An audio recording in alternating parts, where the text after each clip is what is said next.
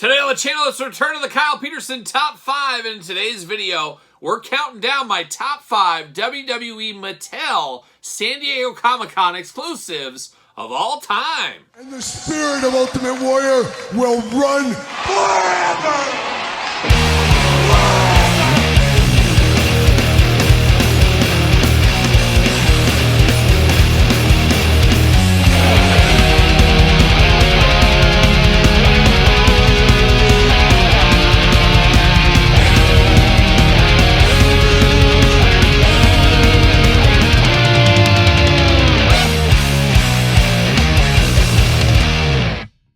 Welcome everyone, Kyle here, and welcome back to the channel for another edition of the Kyle Peterson Top 5, a Thursday tradition here on this YouTube channel, as every single Thursday we're counting down my top 5 and occasionally top 10 favorites of something. And today in the crosshairs, San Diego Comic-Con WWE Mattel exclusives of all time. We are just around the corner from San Diego Comic-Con 2024. This year's exclusive, the old Heartbreak Kid, WrestleMania 12 Ultimate Edition, Shawn Michaels, and one of those ones that a lot of controversy around that one. I guess we'll just leave it at that.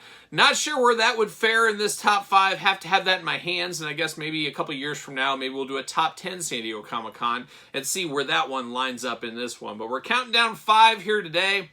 And we know all about San Diego Comic-Con. Mattel usually goes all out on these. A lot of times they're pop culture crossovers and occasionally tongue-in-cheek deep cuts, things like that. So usually for the San Diego Comic-Con, it's something a little bit off the beaten path. Once again, though, this year, 2024, pretty much playing it straight with Shawn Michaels in one of his most iconic gears of all time and one of his biggest memories of all time, I guess, for Shawn Michaels. But we've had some great stuff over the years, and we got some interesting ones. Maybe some you remember, maybe some you forgot about, but we're counting down them in this top 5 list. And of course, we're doing this list like we do all the other lists on the channel. We're going to start at number 5, work our way to number 1, number 1 being my absolute favorite. Remember, this is my list. Put your list in the comments down below and put them in order. That's the hard part.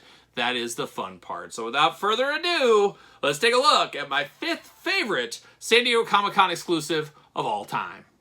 We begin the countdown, of course, at number 5, and for the number 5 selection, this is what I'm talking about when I talk about super, super deep cuts from Mattel as far as San Diego Comic-Con goes. And this one, maybe forgotten about, maybe people forgot it was a San Diego Comic-Con exclusive. We're going all the way back to 2016.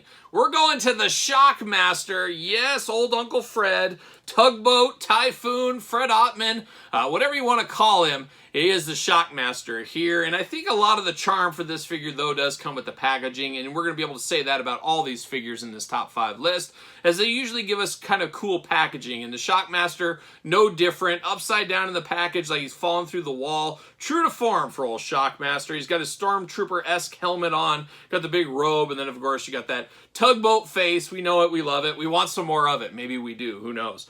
But definitely a cool one here, and I know a lot of people at the time, I can't believe a Shockmaster figure is being made, and I always put that little asterisk there. Remember, Jakks Classic Superstars was the first one to ever give us a Shockmaster figure way back in the day, but gotta say Mattel did do it better. If I had to put them side by side all day long, I'm taking the Mattel version.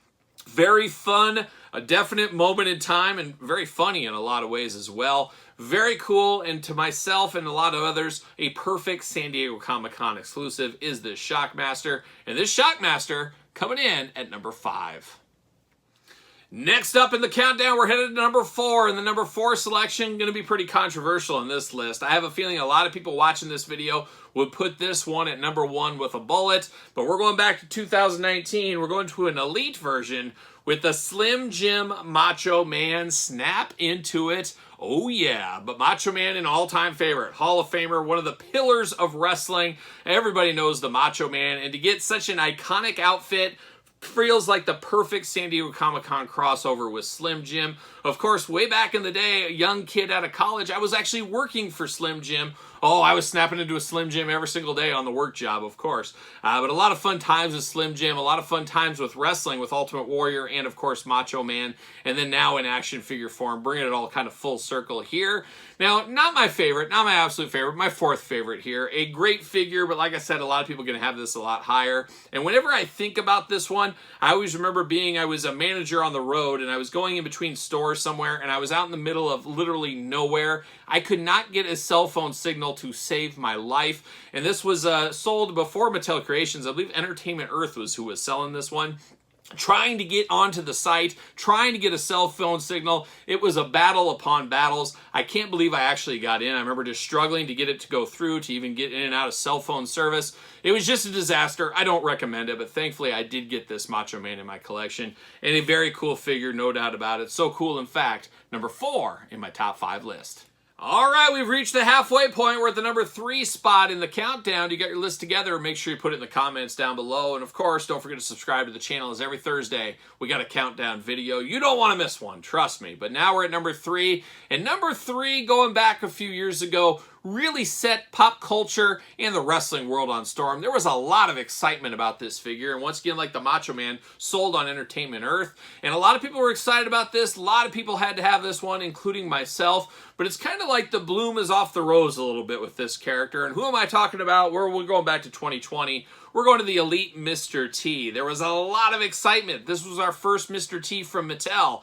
Unfortunately, I think a lot of people now, looking at it with 2024 goggles, they're like, oh, Mr. T, that's old news, because we've got retros, we've got superstars, we've got WWE Masters of the Universe figures, we've got other elites, we've got basics, we've got referee versions. We've got so many Mr. T's over the last couple of years. He doesn't feel as special as he did back in 2020 when this one was originally announced. However, still very cool. We remember Mr. T, of course, from wrestling in WWF and WCW even, but we also remember him from the A-Team, and as a little kid, I loved the A-Team. I remember watching the reruns too throughout my life, so I was big on Mr. T, more so outside of wrestling than in wrestling, but absolutely loved that we got this figure. But like I said, it doesn't feel as special as maybe it once did, just because we've had so many Mr. T's, but this is truly the one that started it all, and in one of his most iconic outfits of all time, kinda. Even if it's a mishmash, we know what they're going for here. So this Mr. T from 2020 is an amazing one, coming in at number 3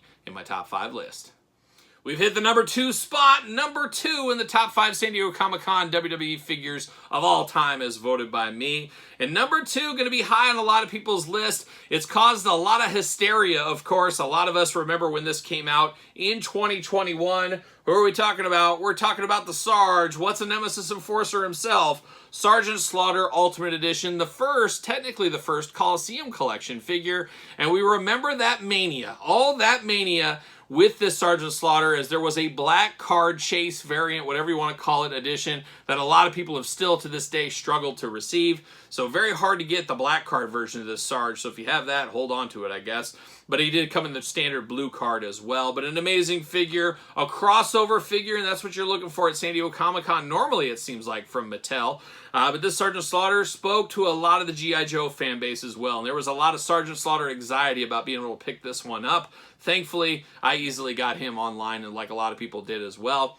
He also went to WWE Shop later on, and we got to remember that for this year. If you do miss out for whatever reason on Sean, usually some of the more product goes a couple weeks later to the WWE Shop, so we'll have to pay attention to that.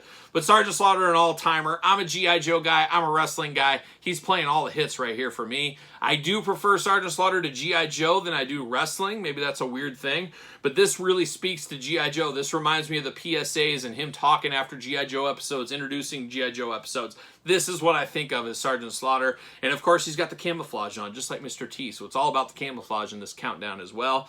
But an iconic, dare I say, Ultimate Edition of Sergeant Slaughter coming in at number 2, which means there can only be one. What is the greatest WWE San Diego Comic-Con release of all time as voted by me?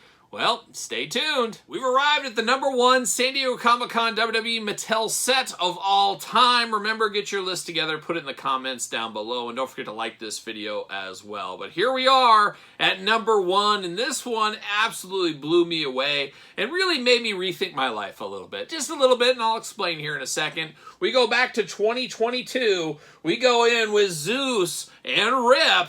We go into the No Holds Barred 2-pack. Just a fabulous set. So many cool things about this one. Obviously, getting a Zeus figure was a big deal and still is a big deal to me.